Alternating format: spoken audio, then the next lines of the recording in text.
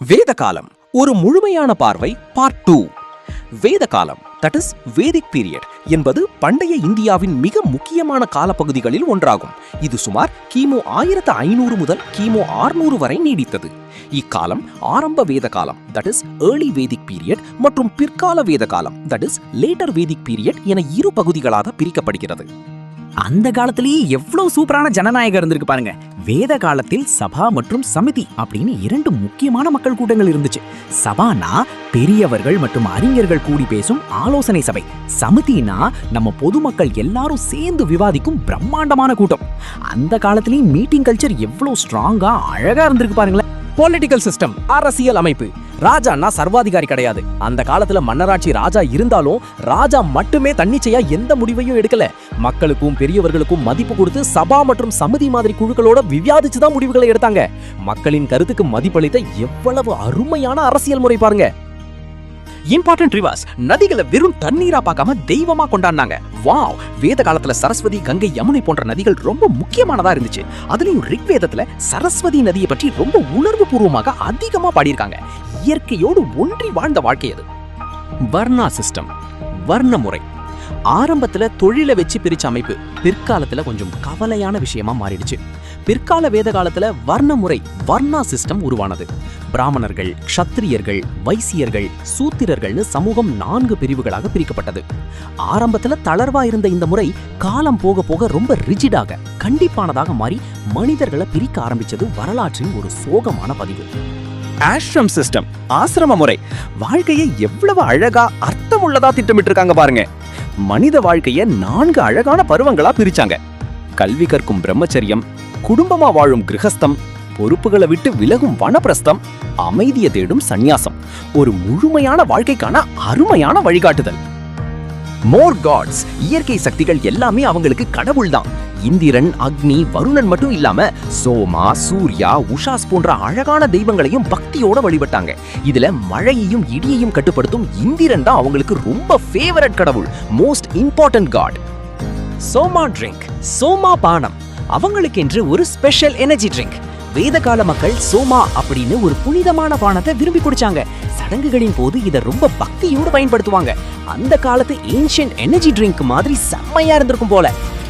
Family system, குடும்ப அமைப்பு. குடும்பம் தான் எல்லாமே. அந்த காலத்துல தந்தை வழி குடும்ப அமைப்பு, பேட்ரியார்கல் ஃபேமிலி சிஸ்டம் ரொம்ப ஸ்ட்ராங்கா இருந்துச்சு. அதாவது அப்பா தான் குடும்பத்தோட தலைவர், ஆணிவேர். குடும்ப உறுப்பினர்கள் மேல அன்பும் பெரியவர்கள் மேல மரியாதையும் நிறைந்த அழகான கூட்டு வாழ்க்கை. வாயில்லாத ஜீவன்கள் மேல எவ்வளவு அன்பு வச்சிருக்காங்க பாருங்க. பசுமாட்டை வெறும் விலங்கா பார்க்காம ஒரு புனிதமான ஜீவனா, தெய்வமா பார்த்தாங்க. பசுவை அக்னியா அப்படின்னு அன்பா கூப்பிட்டாங்க. அதாவது எக்காரணத்தை கொண்டும் கொல்லக்கூடாத ஜீவன் அர்த்தம். எவ்வளவு கருணையான மனசு. இந்தியாவுக்கே பெருமை சேர்க்கும் ஒரு பழமையான மொழி. வேதகால மக்கள் தங்கள் எண்ணங்களையும் பாடல்களையும் வெளிப்படுத்த பயன்படுத்திய மிக முக்கியமான மொழி சமஸ்கிருதம். இது வெறும் மொழி இல்ல, அவங்க உணர்வுகளின் வடிவம். லிட்ரேச்சர், அறிவின் பொக்கிஷங்கள் உருவான காலம்.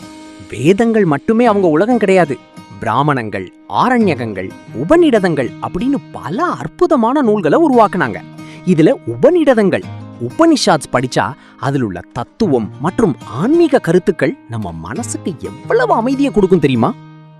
அயன் யூசேஜ், இரும்பு பயன்பாடு ஒரு பெரிய புரட்சி நடந்த நேரம்.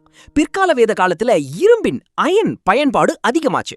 இரும்பு வந்ததும் கருவிகள் ஸ்ட்ராங்கா ஆச்சு, காடுகளை அழிச்சு விவசாயம் பண்ண வசதியாச்சு.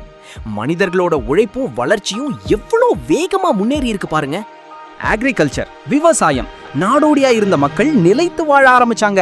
ஆரம்ப வேத காலத்துல ஆடு மாடு மேய்க்கிறது தான் அவங்க வாழ்க்கை. ஆனா பிற்காலத்துல விவசாயம் செழிக்க ஆரம்பிச்சது. மக்கள் ஒரே இடத்துல குடும்பம் குடும்பமா அன்பா நிரந்தரமா வாழ ஆரம்பிச்சாங்க. பச்சை பசேல்னு விவசாயம் பார்க்கவே எவ்வளவு சந்தோஷமா இருந்திருக்கும். எஜுகேஷன் சப்ஜெக்ட்ஸ், கல்வி முறை. படிப்புனா சும்மா மனப்பாடம் பண்றதில்ல, குருகுலத்துல போய் குருவோடையே தங்கி வாழ்க்கைக்கான பாடங்களை கத்துக்கிட்டாங்க. வானியல், கணிதம், தத்துவம், போர் முறைகள் அப்படின்னு எல்லாமே பிராக்டிகலா கத்துக்கிட்டாங்க. குருவுக்கும் சிஷ்யனுக்கும் இருந்த அந்த பாசம் ரொம்ப ஆழமானது. குவிக் ரிவிஷன், விரைவான திருப்புதல். இப்போ ஒரு குட்டி ரிவிஷன் பார்த்துடலாமா? ஈஸியா ஞாபகம் வச்சுக்கலாம் வாங்க. பழமையான வேதம் ரிக்வேதா. இசை தொடர்பான வேதம் சாமவேதா. முக்கிய மொழி சமஸ்கிருதம், சான்ஸ்கிரிட். புனித பானம் சோமா சோமா, முக்கிய கடவுள் இந்திரன் இந்திரா, மக்கள் கூட்டம் சபா மற்றும் சமிதி சபா அண்ட் சமிதி. Final ending. டிஎன்பிஎஸ்சி யூபிஎஸ்சி மாதிரியான பெரிய தேர்வுகளுக்கு தயாராகிறவங்களுக்கு வேத காலத்துல இருந்து நிறைய 1 மார்க் கொஸ்டின்ஸ் கண்டிப்பா வரும். எந்த கவலையும் வேணாம், நாம சேர்ந்து ஈஸியா படிக்கலாம். உங்களோட வெற்றிக்கான பயணத்துல எப்பவும் நான் துணை நிற்பேன். இது போல சந்தோஷமா ஈஸியா ஹிஸ்டரி படிக்க சிறப்பு ஸ்டடி சேனலை ஃபாலோ பண்ணுங்க. ஆல்